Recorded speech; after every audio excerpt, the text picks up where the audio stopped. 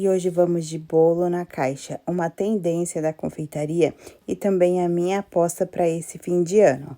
Pois fica um charme, né, gente? E inovador, e às vezes até mais bonita do que algumas sobremesas tradicionais.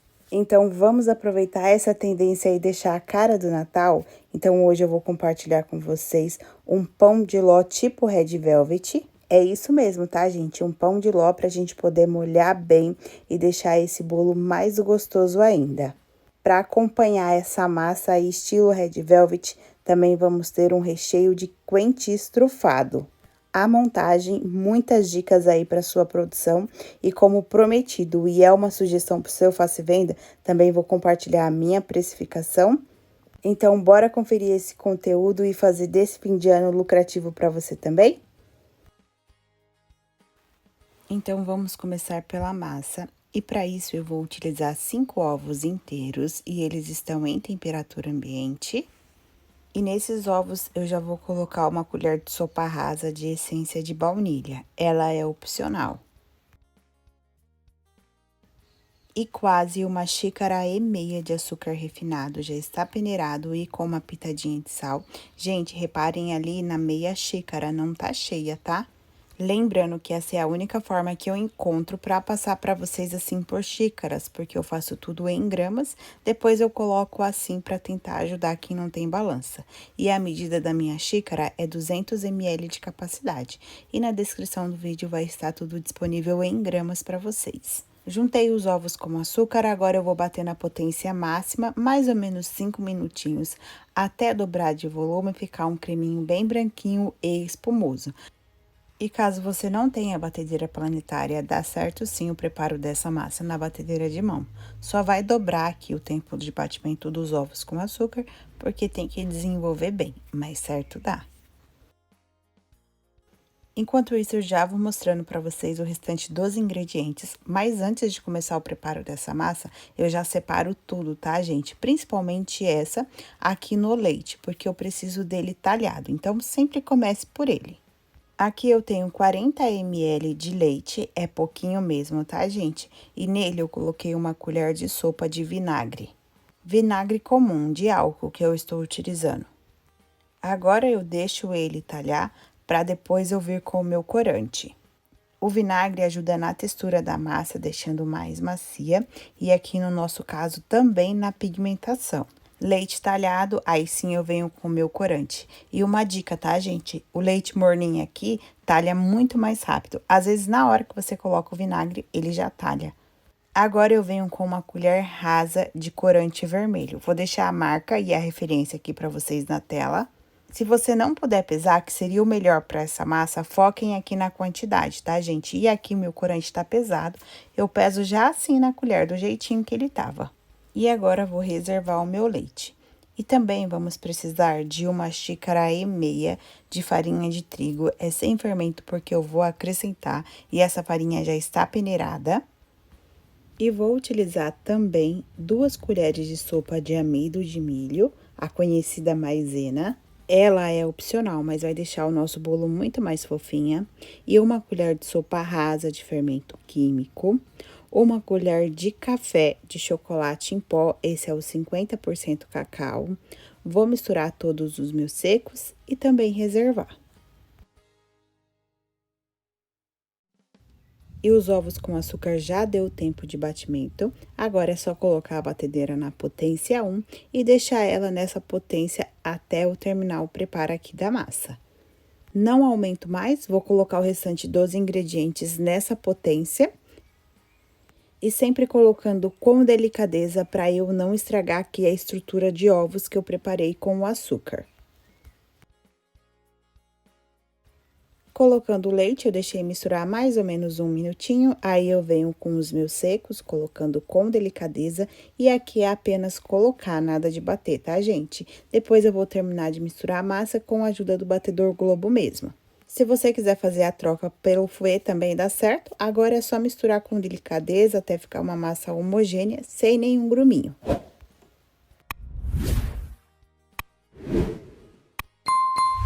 Até ficar assim, massa totalmente homogênea. E já fica numa cor linda, né, gente?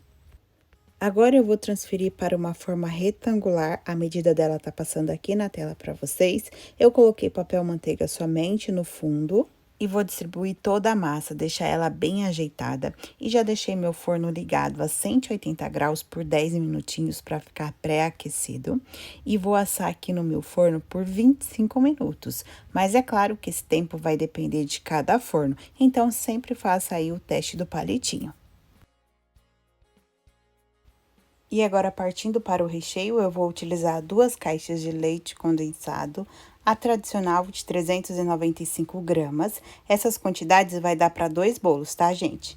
Vamos precisar também de 1,5 colher de farinha de trigo. Já coloco no leite condensado e misturo muito bem antes de vir com o restante dos ingredientes. Tudo bem misturado, aí eu venho com 2 caixas de creme de leite, 200 ml de leite integral e 150 gramas de cream cheese.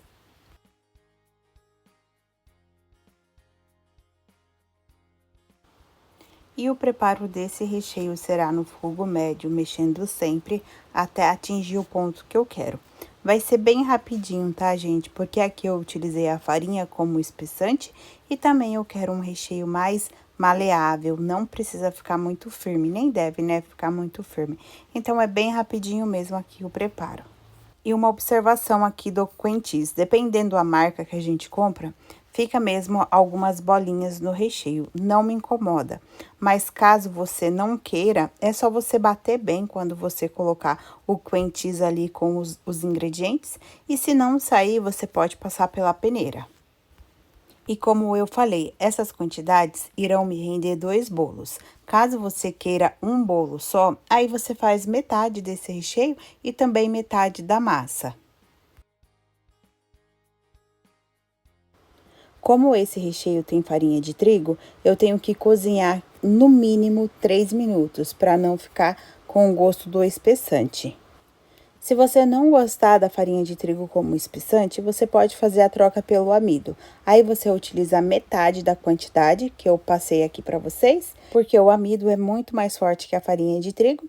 E se você fizer essa troca, não é recomendado o congelamento aqui para o recheio, pois quando descongelado, esse recheio vai estourar, mudando totalmente a textura dele. E o meu recheio já chegou no ponto, é bem rápido mesmo. E para eu saber, eu passo a minha espátula, ele faz apenas uma marcação, não faz caminho, tá, gente? Eu pego meu recheio, coloco sobre ele mesmo, faz montinhos que desfaz com facilidade. E na espátula eu ergo ela, cai a princípio bem fino e no finalzinho faz pequenos blocos. E pra gente deixar esse recheio trufado, eu vou colocar 100 gramas de chocolate branco, é o chocolate nobre. Aqui o chocolate é opcional, se você não utilizar ele, você apresenta esse recheio só como recheio de cream cheese, tá, gente? Não recheio trufado de cream cheese. E sobre utilizar cobertura nesse recheio, eu não recomendo, pois aqui é um recheio que a gente quer mais qualidade e a cobertura é muito mais doce. E chocolate totalmente derretido é só transferir para um outro recipiente, colocar um plástico em contato para evitar a nata e deixar esfriar totalmente. Eu gosto de deixar os meus recheios esfriarem em temperatura ambiente, e nesse caso, porque ele vai ficar mais maleável para minha montagem, mas se você tiver pressa, pode sim colocar na geladeira. E a minha massa já assou, já esfriou. E aqui, gente, essa parte de cima, que tá marronzinha, é por conta do açúcar, tá? Todas as massas, essa parte tem mais caramelização. E para massa Red Velvet, pra gente ter um vermelho perfeito, não é só se preocupar com apenas a quantidade de corante.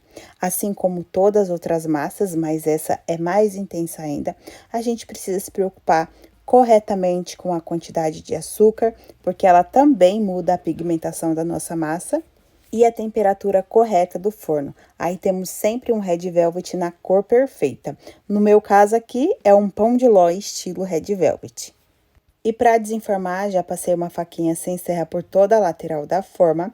Vou retirar esse topinho que é mais açucarado. Aqui vai ser nítido, gente, quando eu retirar ele, para ver a cor certinha que fica por dentro. Vou retirar também um pouquinho de massa das laterais, pois pode aparecer na minha montagem. E para cortar, eu vou utilizar a própria caixa. E essa caixa, o material dela é de acrílico e a medida dela é 14 por 14 e 9 centímetros de altura. E ela já vem com uma tampa, tá, gente? E aqui, para cortar, eu vou utilizar a própria caixa para eu cortar bem rente. Não deixe espaço na montagem, porque vocês viram um outro vídeo que eu fiz o teste deixando espaço, não fica legal no visual. E se você ainda não viu o outro vídeo aqui do canal de bolo na caixa, eu vou deixar o link aqui na descrição para vocês. E como eu falei, essa massa me rende 2 bolos, mas essa parte que eu vou cortar agora, dá para você fazer uma outra montagem. Aí, você tem a opção de não deixar tão rente na montagem, ou então esfarelar. Também já fiz aqui no canal para vocês, no vídeo de curso de sobremesas para o fim de ano. Vou deixar o link na descrição. E, gente, olha esse pão de ló como fica super fofinho. E esses trabalhos eu prefiro o pão de ló porque é uma massa que eu posso umedecer bastante sem mudar a textura dela. E aqui eu já tenho a minha massa para as duas montagens. E com o recheio totalmente frio, eu vou colocar na manga de confeitar para facilitar a minha montagem. Essa montagem dá para fazer sim com a colher, mas eu recomendo que você utilize uma manga de confeitar. Porque assim você consegue colocar no lugar certinho. Essa montagem eu até evito ficar passando um pouco a colher para não sujar ali a minha caixa e ficar aparecendo na minha montagem. E mesmo que a gente limpa, a gente não consegue limpar totalmente, sempre fica uma marquinha ou outra. Então, é pra gente deixar o visual da caixa totalmente limpo e organizado na nossa montagem. E olha, gente, que recheio cremoso e super saboroso também.